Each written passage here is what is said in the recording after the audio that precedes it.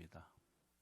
길기 때문에 한 절씩 교독하겠습니다. 로마서 13장 1절에서 14절입니다. 로마서 13장 1절에서 14절 신약성경 257페이지입니다. 각 사람은 위에 있는 권세들에게 복종하라. 권세는 하나님으로부터 나지 않음이 없나니 모든 권세는 다 하나님께서 정하신 바라. 그러므로 권세를 거스리는 자는 하나님의 명령을 거스린 자들을 심판을 자취하니라. 다스리는 자들은 선한 일에 대하여 두려움이 되지 않고 악한 일에 대하여 되나니 네가 권세를 두려워하지 아니하려는 선을 행하라. 그리하면 그에게 칭찬을 받으리라. 그는 하나님의 사역자가 되어 내게 선을 베푸는 자니라. 그러나 내가 악을 행하거든 두려워하라. 그가 공연히 칼을 가지지 아니하였으니 곧 하나님의 사역자가 되어 악을 행하는 자에게 진노하심을 따라 보응하는 자니라. 그러므로 복종하지 아니할 수 없으니 진노 때문에 할 것이 아니라 양심을 따라 할 것이라. 너희가 조세를 바치는 것도 이로 말미암으니라. 그들이 하나님의 일꾼이 되어 바로 이 일에 항상 힘쓰느니라. 모든 자에게 줄 것을 주되 조세를 받을 자에게 조세를 바치고 관세를 받을 자에게 관세를 바치고 두려워할 자를 두려워하며 존경할 자를 존경하라. 피차 사랑의 빚 외에는 아무에게도 아무 빚도 지지 말라. 남을 사랑하는 자는 율법을 다 이뤘느니라. 간음하지 말라, 살인하지 말라, 도둑질하지 말라, 탐내지 말라 한 것과 그 외에 다른 계명이 있을지라도 네 이웃을 네 자신과 같이 사랑하라 하신 그 말씀 가운데 다 들었느니라. 낮에 전쟁 행하고 또한 너희가 이 시기를 알거니와 자다가 깰 때가 벌써 되었으니 이는 이게 우리의 구원이 처음 믿을 때보다 가까웠음이라. 또 낮이 가까웠으니 그러므로 우리가 어둠의 일을 벗고 빛의 갑옷을 입자. 낮에와 같이 단정히 행하고 방탕하거나 술 취하지 말며 음란하거나 호색하지 말며 다투거나 시기하지 말고 오직 주 예수 그리스도로 옷 입고 정욕을 위하여 육신의 일을 도마지 말라. 아멘. 밤이 지나고 아침이 옵니다는 말씀으로 안현주 목사님 전해주시겠습니다.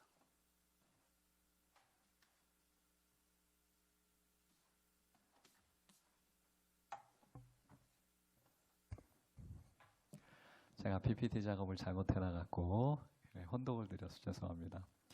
우리 옆에 계신 분들을 사랑하고 축복하기 원합니다. 사랑하고 축복합니다. 그리고 좋은 일이 있습니다. 그리고 세 번째로 기도합시다.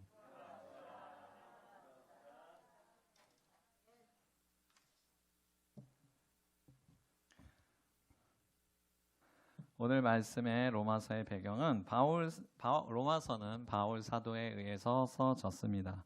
바울이 그러나 직접 기록한 것은 아니고 더디오에 의해서 대필이 되었습니다. 그리고 시기적으로는 바울이 3차 전도 여행을 거의 마치고 예루살렘으로 돌아오던 중 로마서를 기록하였고, 그리고 여러 차례 로마를 방문할 계획을 세웠으나 번번이 사정이 생겨 방문을 하지 못했는데, 그리고 이 로마서를 기록할 당시에만 해도 로마로 가려는 마음은 있으나 가지 못하고 그런 와중에 예루살렘의 가난한 성도들을 위한 연보를 모아 예루살렘으로 가려고 했습니다. 그런 와중에 로마서를 기록하였습니다. 로마서의 주제는 이신득이, 즉 믿음으로 인해 의에 이른다라는 부분과 그리고 이스라엘의 구속사가 나오고 그 다음에 성도의 실천 윤리에 대해서 나와 있습니다. 그리고 신학적인 지필 동기는 로마 교회가 오해하고 있는 구원이 많은 선행을 해야지만 구원을 얻는다라고 그 당시에 많은 사람들이 가르쳤습니다. 그런데 많은 선행을 해서 구원을 얻는 것이 아니라 율법을 잘 지킴으로써 구원을 얻는 것이 아니라 오직 예수 그리스도를 믿음으로 의롭다함을 얻는 것, 그리고 그래야 하여서 구원받는다라는 것을 알려주기 위해서 기록하였습니다. 로마서의 주제는 총 7가지로 나눌 수가 있습니다. 첫째로 하나님은 의로우신 분이신 동시에 은혜로우신 분이시다. 그리고 둘째로 죄는 부패한 죄성을 가진 모든 인간이 그리고 소극적인 면에서는 하나님을 영화롭게 하지 못하였다. 그리고 세 번째로 모든 인간과 피조물은 구원과 회복을 갈망하나 스스로의 힘으로 구원을 성취할 수 없었다. 그 다음 넷째로 믿음으로 의롭다함을 받아 구원의 이를 신자는 1차적으로는 이 세상으로부터 죄사함을 얻어야 한다. 그리고 다섯 번째로 성도는 비록 법적인 신분상으로는 이미 하나님의 양자이고 의인이지만 실제로는 여전히 죄에서 벗어나지 못하고 있다. 그리고 여섯째로는 아무런 공로가 없이 오직 믿음만으로 구원 주시는 하나님의 구속의 은혜를 받은 성도는 이제 그 은혜에 보답하기 위하여 육체 가운데서 살 것이 아니라 성령 가운데서 살아야 한다라는 것입니다. 그리고 일곱 번째로 성도는 믿음으로 의롭다함을 얻음과 동시에 천국 시민이 되었으나 이 땅에 사는 동안만큼은 삶의 전 영역에서 이웃과 사회와 그리고 또한 국가에 대한 윤리적인 의무를 가진다라는 것입니다. 로마서는 성경 66권 중에 가장 교리적인 성경입니다. 가장 성경의 핵심을 논리적으로 기록하였습니다. 그리고 특히 13장에서는 위정자와 이웃에 대한 성도의 의무에 대하여서 말씀하고 있습니다. 13장은 이신칭이 믿음으로써 의에 이른다. 그리하여 그리스도인이 값없이 구원을 주시는 하나님의 은혜에 대한 감사의 표현으로서 삶의 전 영역에 있어 마땅히 행해야 할 의의 실천을 해야 하고 그리고 또한 그리스도인으로서의 윤리에 대해서 말하고 있습니다. 로마 교회가 당면한 실제적인 문제인 유대인과 그 이방인 간의 갈등을 해소시키기 위한 해결책을 직접 제시하기에 앞서 기독교적 윤리관에 의해서 살아가라고 얘기해주고 있습니다. 로마서 13장은 그리스도인들이 천국 시민으로서 또한 이 땅에 사는 자들로서 마땅히 가져야 할 위정자에 대한 의무와 그리고 시민으로서 이웃에 대한 의무에 대한 기록한 12장, 13장 그 두 장 중에 두 번째 장입니다. 그리스도인들은 천국 시민인 동시에 이 땅에 살고 있는 자로서 두 가지가 상충되거나 할 수 있습니다. 그리하여 이 상충되는 것에 대하여 정리가 필요합니다. 그리하여서 바울 사도는 그 상충되는 것을 이렇게 해결하라 라고 가르쳐 줬습니다. 1절에서 7절은 국가의 권세의 기원은 하나님이고 그리고 위정자들은 악을 행하는 자들을 징벌하고 질서를 유지하기 위해 세우신 하나님의 일꾼이다라는 것. 그리하여서 성도들은 그들을 대적하지 말며 복종하며 성도들도 국민의 한 사람으로서 마땅히 지켜야 할 의무인 납세의 의무를 지킬 것에 대해 가르치고 있습니다. 그리고 8에서 10절은 앞선 교훈을 이웃에게까지 확장시킨 것으로서 10계명의 뒷부분인 6에서 10계명의 준수가 결국 이웃을 사랑할 때에 지켜진다라는 것을 알려주고 있습니다. 마지막으로 11에서 14절은 임박한 종말에 대비하여 성도들은 정욕을 위하여 육신의 일을 도모하지 말고 오직 그리스도로 옷 입기 위하여 이를 실천하는 일에 더욱 힘써야 한다라고 권면하고 있습니다. 두 번째로 해석입니다. 1절 각 사람은 위에 있는 권세들에게 복종하라. 권세는 하나님으로부터 나지 않음이 없나니 모든 권세는 다 하나님께서 정하신 바라 라는 부분에서 각 사람이라는 사람은 당대에 이 글을 읽고 있는 독자들과 그리고 이후의 모든 성도들을 지칭합니다. 위에 있는 권세란 당시에는 로마 제국을 말하며 그리고 또한 포괄적으로는 인간 세상을 지배하는 권세에 대하여 말하고 있습니다. 굴복하라라고까지 표현한 것은 적극적인 순종을 하라라는 내용입니다. 그리고 또한 당시에 로마 집권자들은 기독교를 유대교의 한 분파로 보았습니다. 그런데 유대교는 로마로부터 독립하기 위하여서 독립을 해야 된다. 우리는 독립을 해야 된다라고 제자들에게 계속 가르쳐 왔기 때문에 유대교를 굉장히 위험스러운 사람들로 보았습니다. 그리하여서 유대교는 로마 정권을 무너뜨려야 할 것으로 보았지만 기독교인들은 로마 정권을 겉으로 드러난 것만 보고 판단하지 말고 역사의 흐름을 주도하시는 이가 누구신지를 주목하고 하나님과 같은 시각을 가지도록 바울 사도는 권면하고 있습니다. 2절 그러므로 권세를 거스르는 자는 하나님의 명을 거스름이니 거스르는 자들은 심판을 자취하리라. 모든 권세는 하나님께서 다 주셨습니다. 우리나라의 그 당이 계속 바뀌고 있죠. 그 모든 당들도 그 권세가 하나님께서 주신 것입니다. 심지어 공중의 권세 잡은 자인 사탄도 하나님께 그 기간을 인정받고서 활동하고 있는 것입니다. 그러므로 이런 권세를 거스르는 것이 곧 하나님을 거역하는 것이어서 심판을 받게 된다라는 것입니다. 그러나 그 권세 잡은 자가 오만하여져서 그 이상을 탐한다라면 권세를 위임받은 그 자도 심판당하게 된다라는 진리를 느부갓네살 왕, 그 당시에 세계 최강 대국인 바빌론의 왕이었던 느부갓네살이 교만하여져서 자기의 신상을 세우잖아요. 그래서 자기의 신상을 세웠을 때 하나님께서 그를 징계하셔서 들짐승처럼 정신을 잃고 왕의 자리에서 내쳐진 그런 사례를 통해서 알 수 있습니다. 3절 다스리는 자들은 선한 일에 대하여 두려움이 되지 않고 악한 일에 대하여 되나니 내가 권세를 두려워하지 아니하려느냐 선을 행하라 그리하면 그에게 칭찬받으리라 라는 구절에서 다스리는 자들이라는 것은 그 로마의 모든 관리를 말합니다.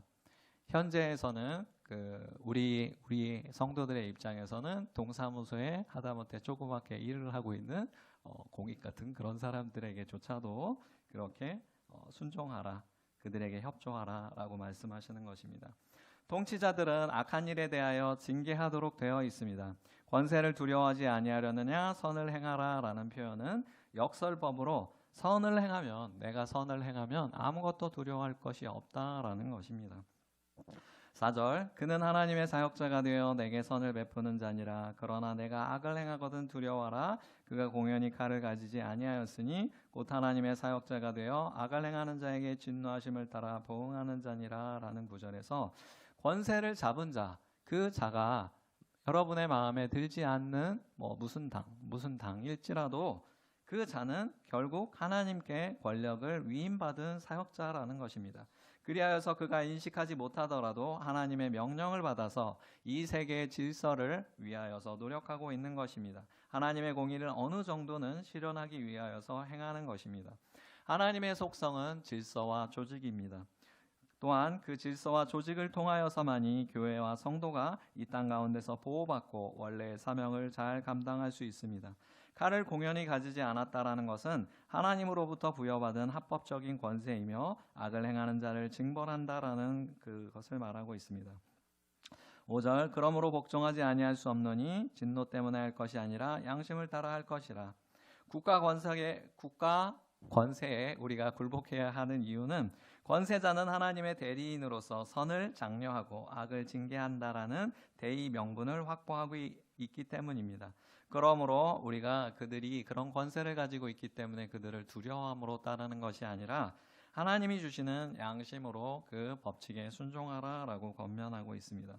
6절 너희가 조세를 바치는 것도 이로 말미암음이라. 그들이 하나님의 일꾼이 되어 바로 이 일에 항상 힘쓰느니라 라는 구절에서 납세에 대하여 유대교인들이 그리고 기독교인들이 많은 불만을 가졌던 것처럼 보입니다.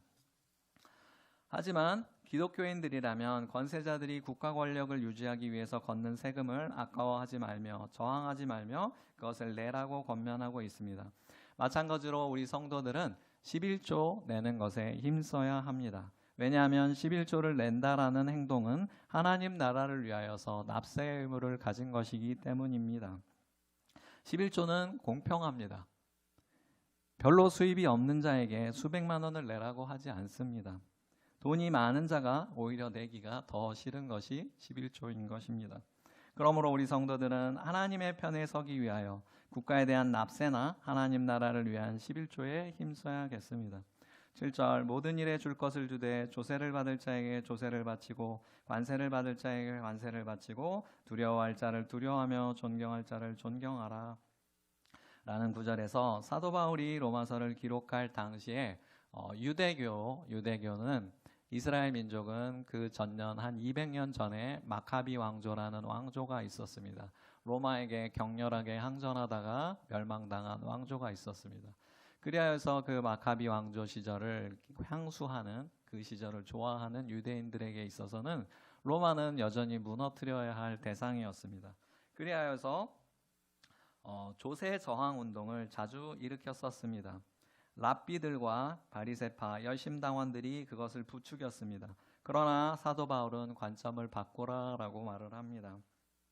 현재 로마가 하나님이 인정하신 권세라는 것입니다. 마찬가지로 우리도 역사에 대한 관점을 바꾸어야 합니다. 일체가 우리에게 숱한 잘못 잘못을 저질렀습니다. 물론 그들은 굉장히 잘못한 것들을 저질렀기 때문에 우리들에게 지탄받아야 하는 것은 맞습니다. 그러나 하나님이 일제도 잠시 하나님의 쓰임을 받아서 당시 기독교를 배척하고 순교자들을 수없이 만들어냈던 그 이시 왕조를 멸하기 위하여서는 그들이 필요했던 것입니다.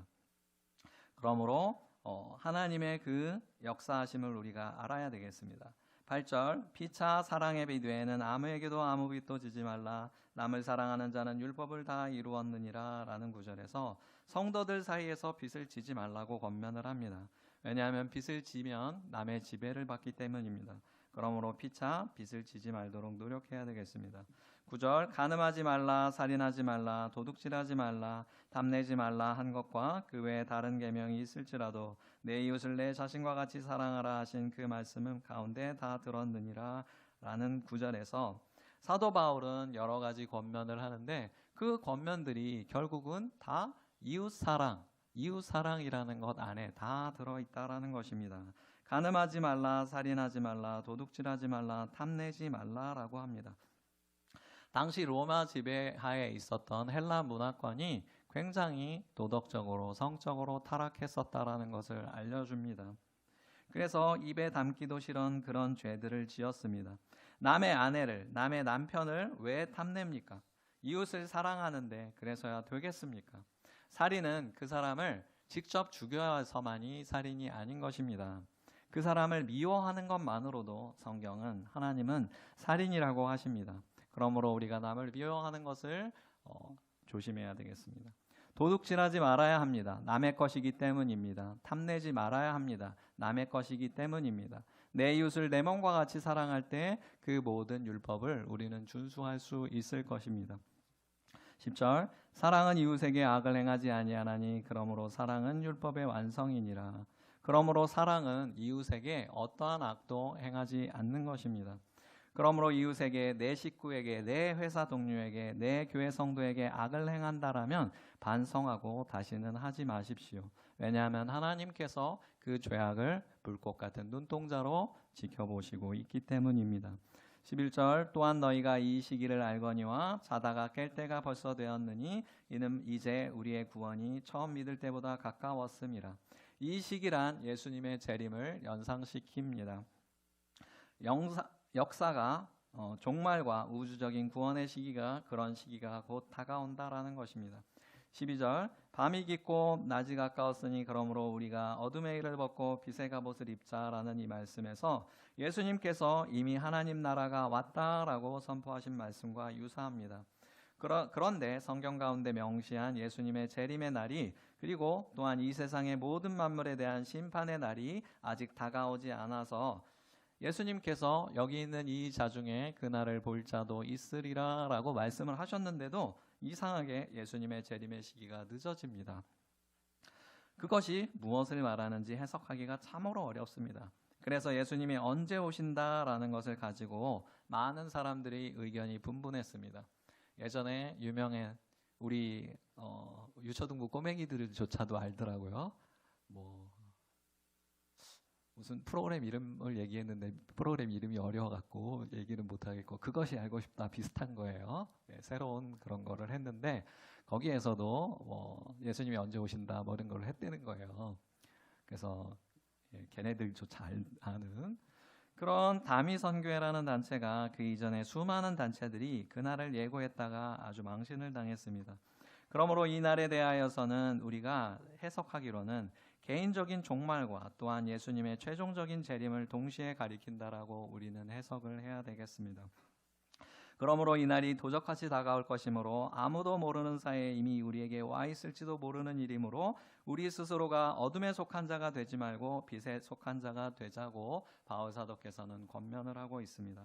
13절 낮에와 같이 단정하게 행하고 방탕하거나 술 취하지 말며 음란하거나 호색하지 말며 다투거나 시기하지 말고 라는 구절에서 그러므로 주의 날이 언제 올지 모르니 막 사는 사람처럼 방탕하지 말고 그 다음에 술 취하지 말고 음란하지 말고 호색하지 말고 다투거나 시기하지 말고 온전히 주께서 원하시는 행동을 우리 그리스도인들은 살아드려야 되겠습니다. 14절 오직 예수 그리스도로 옷 입고 정욕을 위하여 육신의 일을 도모하지 말라라는 구절에서 오직 그리스도로 덧입어 성령의 능력으로 우리가 거듭나서 정욕을 위하여 육신의 일을 도모하지 말아야 될 것입니다. 세 번째로 적용입니다. 사랑하는 성도 여러분들, 이제 눈에서 밤을 지워내고 낮이 온 것과 같이 눈을 크게 떠주시기 바랍니다. 저번 주에 제가 설교 중에 컴퓨터 고칠 일이 있으면 연락을 해라 라는 얘기를 했었던 것 같아요. 저번 주였나요? 저번 주였나요? 그랬는데 우리 성도들한테서 연락이 온 게 아니고 설교를 듣지도 않은 사람들이 갑자기 막 연락이 와요. 그래서 저한테 예전에 중고 노트북을 구매했었던 네이처 리퍼블릭이라는 화장품 가게 사장님이 연락이 왔어요. 그래서 자기가 아는 친한 사람인 충무로역에 있는 네이처 리퍼블릭 사장님이 중고 노트북이 필요하다고 그래서 그것을 팔고 왔습니다. 근데 그래서 끝난 줄 알았어요. 아, 이거 하나 처리했다라고 생각했는데 그게 아니었어요.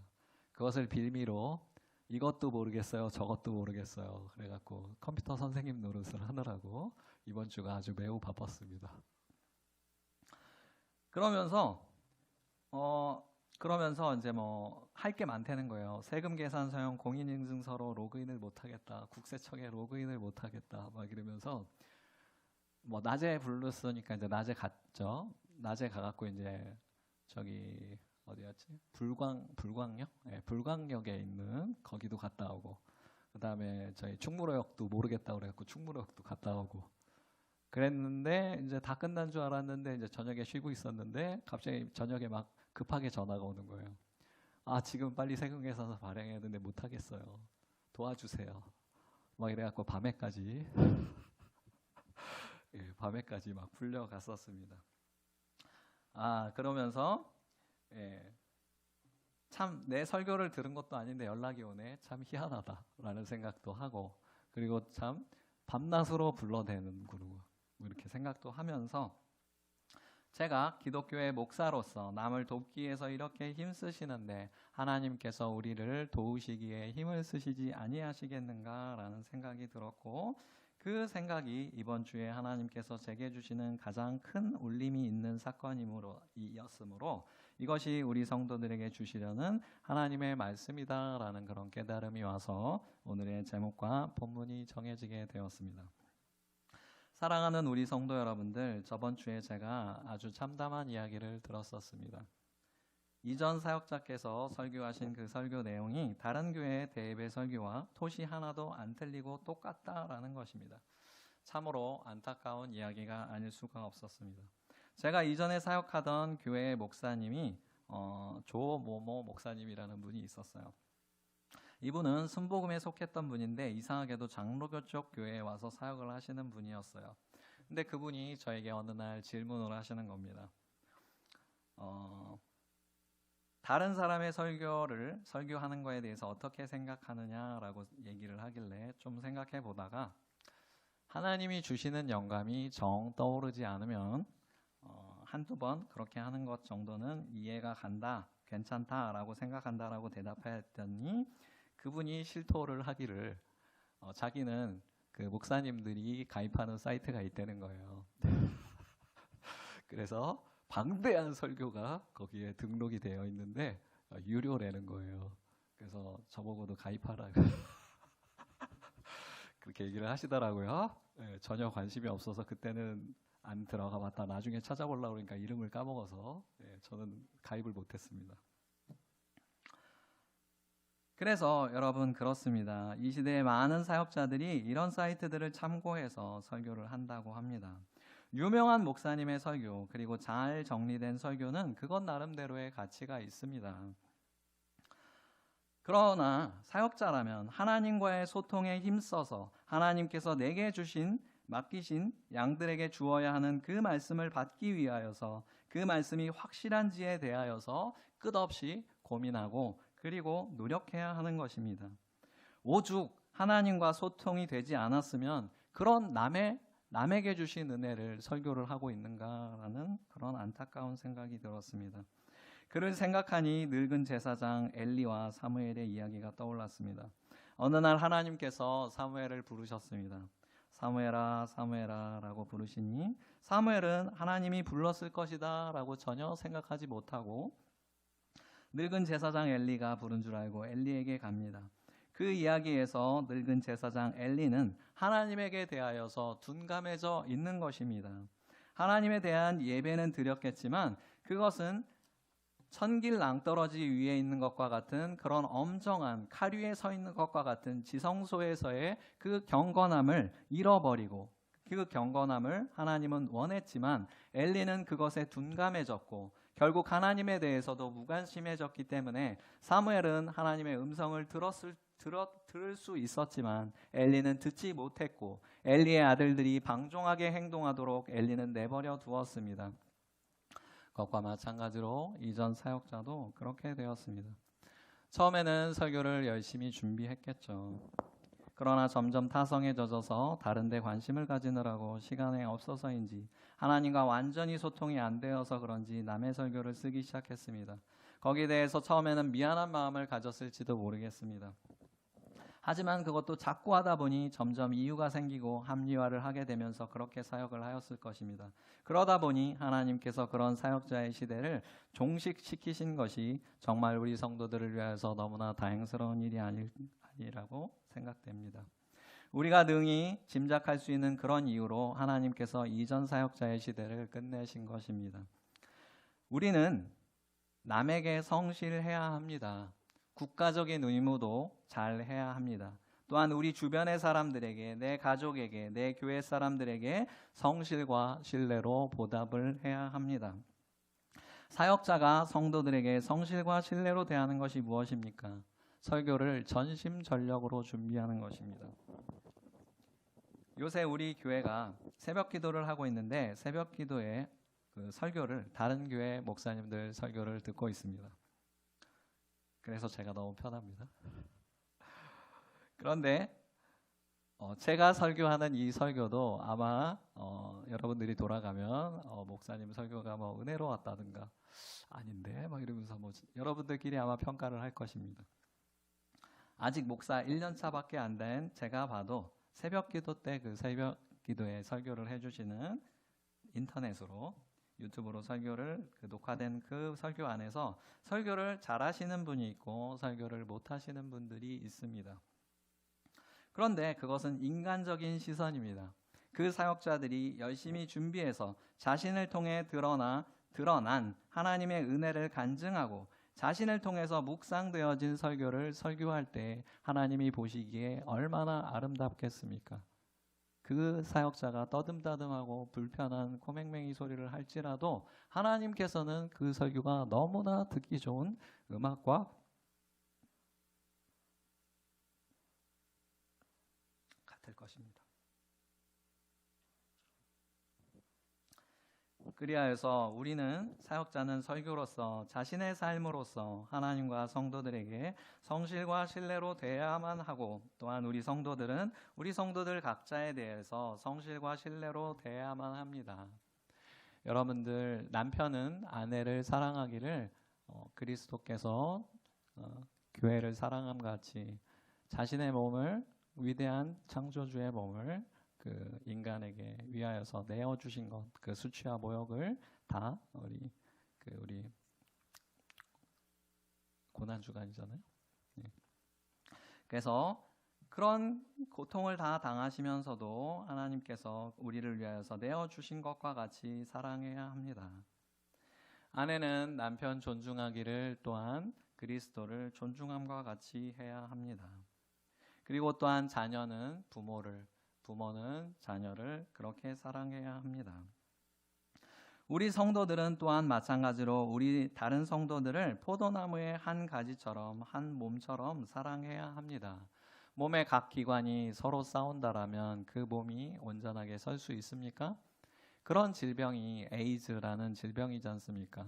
몸이 스스로 싸워서 자신의 몸이 멸망하는 것입니다. 우리는 우리 서로에게 성실과 신뢰로 대해야만 합니다. 우리 교회가 현재 여러 가지 상황으로 인하여 어렵습니다. 그런데 그런 상황 가운데서도 하나님께서 밤과 낮을 만드신 것과 같이 밤이 이제 지나고 아침이 오듯이 매사에는 그 끝이 있고 그리하여서 그 어려움이 변하여 여러분들의 기쁨이 될 것입니다. 여러분들이 기도할 때 하나님께서는 그 아침을 빨리 오도록 만드실 것입니다. 여러분들이 밤낮으로 부르짖을 때 여러분의 기도를 듣기 위하여서 하나님은 귀 기울여 주실 것입니다. 그러므로 여러분의 상황과 여러분의 마음을 하나님께 낱낱이 고하셔서 하나님과 소통하여서 막혀진 자가 방종하는 것처럼 신명기의 시대에 자신의 소관에 옳은 대로 사는 것이 아니라 우리 성도들도 하나님과 완전하게 소통하여서 하나님과 완전한 한편이 되어 우리 중림교회 그런 성도들이 되시기를 주님의 이름으로 축원드립니다. 아멘. 기도하겠습니다. 사랑하는 하나님, 밤이 지나고 아침이 옵니다라는 말씀을 주시니 너무나 감사합니다. 하나님, 우리가 하나님과 완전하게 소통하기 원합니다. 하나님을 너무나 갈망하기 원합니다. 그리할 때 우리 사역자들도 하나님과 완전한 교통이 된 그런 말씀을 전하게 하옵시고, 그리고 또한 전심전력을 다하여 말씀을 전하기 위하여 노력하게 하옵시고, 그리고 또한 우리 성도들이 서로에게 성실과 신뢰로 대할 수 있게 하여 주시옵소서. 하나님, 그리하여서 깨어진 관계가 봉합되고 그리고 또한 모두 다 사랑하는 그런 관계 될 수 있게 하여 주시옵소서. 하나님이 그렇게 되게 하여 주실 것을 믿사오며 모든 말씀 우리 주 예수 그리스도의 이름으로 기도드립니다. 아멘. 말씀 감사합니다. 봉헌하는 시간을 갖겠습니다. 찬송가 50장입니다. 마음을 다해서 정성을 다해서 드리는 시간이 되겠습니다.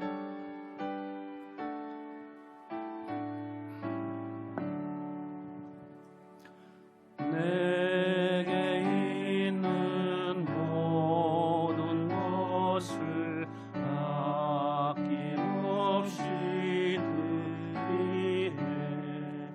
사랑하고 의지하는 주만 따라 살리라. 주께 드리네.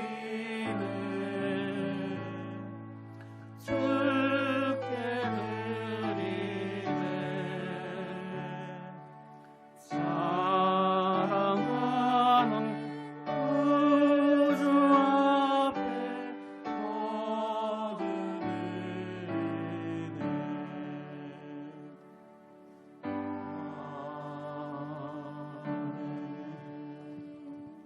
봉헌 기도는 목사님 축도하실 때 해주시겠습니다. 교회 소식을 전해드리겠습니다. 코로나 바이러스가 아직도 소멸되지 않고 거리 두기가 계속 진행돼서 5인 이상 모이지를 못하고 있고, 그래서 2주간 다시 연장되어서 비대면 예배로 드릴 것 같습니다. 여러분들 집에서 비대면 드리는 곳에도 하나님의 은혜가 넘치길 바라고요. 또 이런 어려울 때일수록 기도에 힘쓰는 시간이 됐으면 좋겠습니다. 무엇보다도 사순절 기간인데 저희들이 한 끼라도 금식하면서 우리의 마음을 다시금 점검해보고 나라 민족을 위해서, 교회를 위해서 기도하는 그런 사순절이 됐으면 좋겠습니다.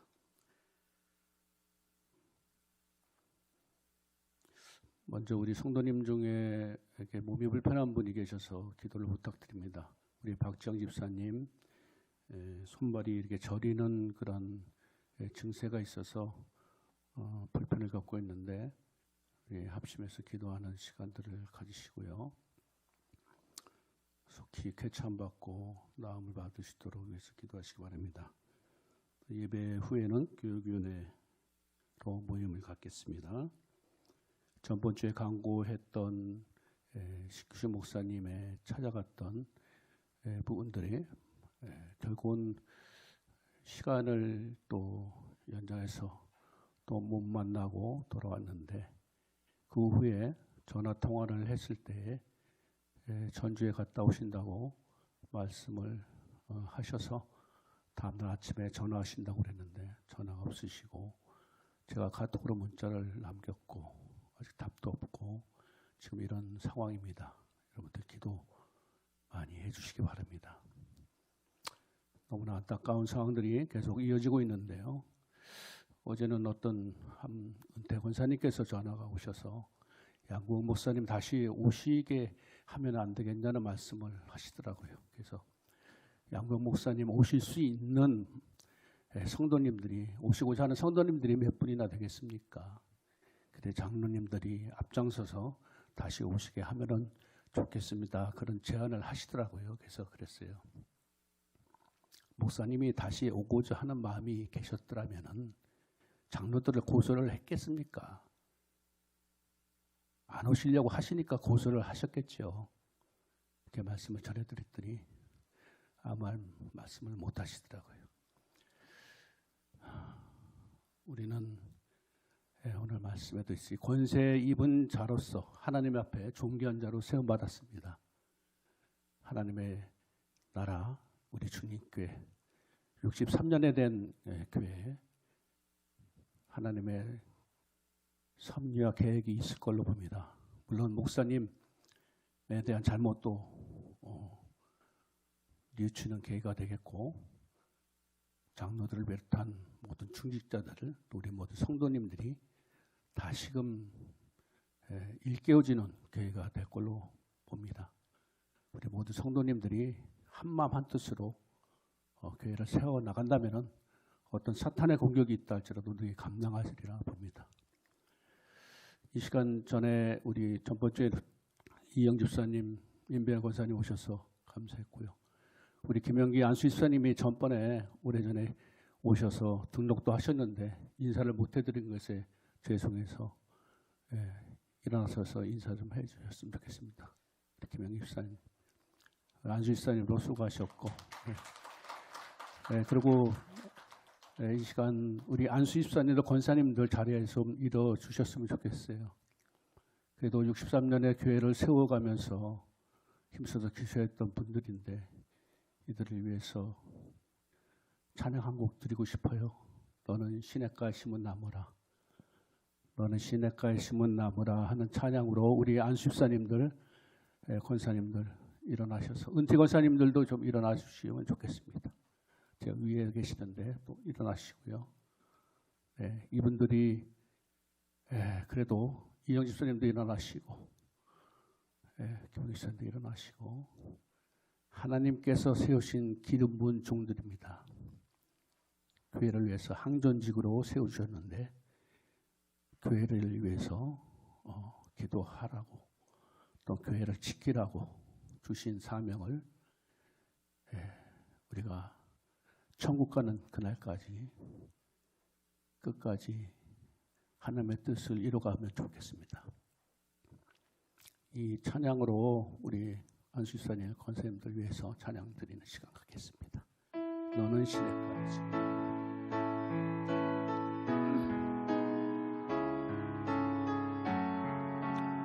이미아 집사님도 일어나 주십시오. 너는 시냇가에 심은 나무라. 하나님의 사랑아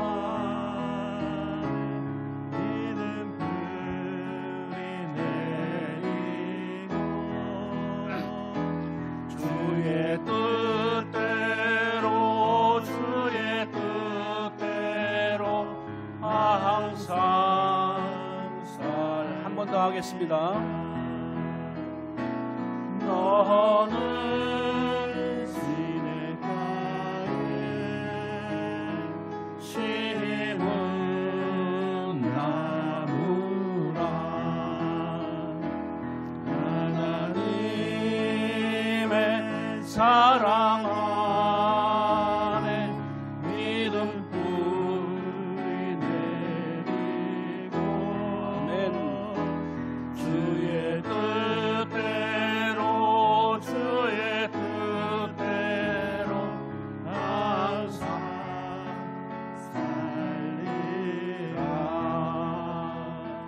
자리에 앉아주시고요. 여러분들이 계셨기에 우리 주님께 63년에 되는 시간들이 기도의 뿌리를 내려서 이 시간까지 왔습니다. 여러분들의 기도로 벽돌 한 장들이 쌓여졌고 토대가 세워졌고 교회 성전이 이렇게 세워졌습니다. 그 마음 끝까지 우리가 지키면서 하나님의 나라를 견고히 세워가면 좋겠습니다. 찬송가 635장 다 일어나셔서 635장 찬양 드리고 목사님 축도하시면서 예배를 마치겠습니다.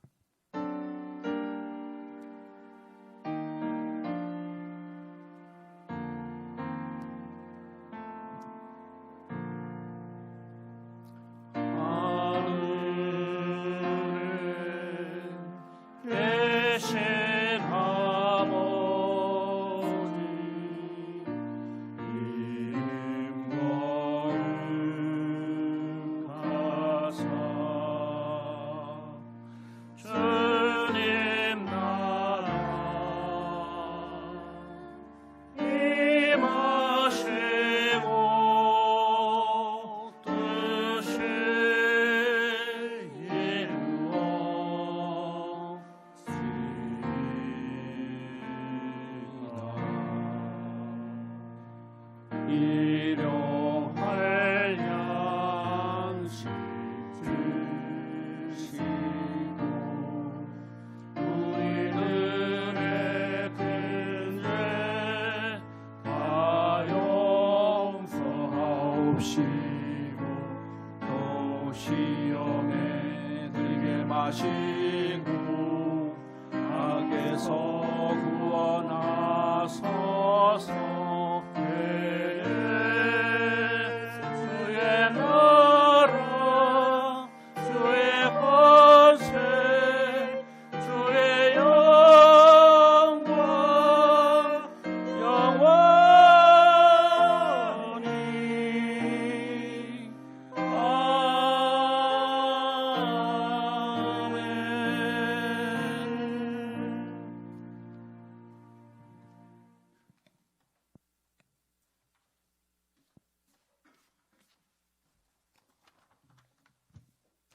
사랑하는 하나님, 우리 성도들에게 헌금을 드릴 수 있게 해주시니 감사합니다.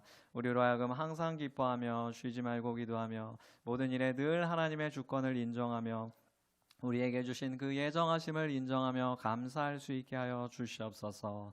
우리를 늘 지켜주시며 또한 우리로 마침내 값없이 먹고 마실 수 있게 주께서 주시는 그 유익을 누릴 수 있게 하여 주시고 또한 주께서 주시는 그 아름다운 시대에 우리 중림교회가 제일 앞서 행진하는 그런 교회, 하나님의 가장 큰 사랑받는 우리 성도 한 사람 한 사람이 되게 하여 주실 것을 믿사오며 또한 어려운 상황 가운데서도 우리가 헌금할 수 있게 하여 주셔서 감사합니다.